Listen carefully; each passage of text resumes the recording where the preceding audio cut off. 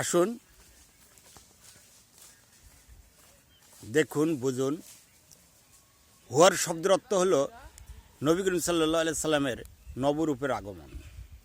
হুয়া রহমানুর রহিম, রহিম রহমান দুটা সিফাতি নাম। এটা উর্দে বলা হয় রহিম রহমান, জমিনে বলা হয় হাসিনে হুসিনে, দুইটা শক্তি। হুয়ার রহমানুর রহিম, নবী করিম সাল্লাল্লাহু আলাইহি সাল্লামের আগমন রহিম রহমান রূপে। তাই এই রহিম রহমান রূপে হুয়া রহমানুর রহিম এই জায়গায় যারা আত্মসমর্থ করছেন তাদের ইবাদত যোগী সাধকের মতো না, তাদের ইবাদত সম্পূর্ণ আলাদা।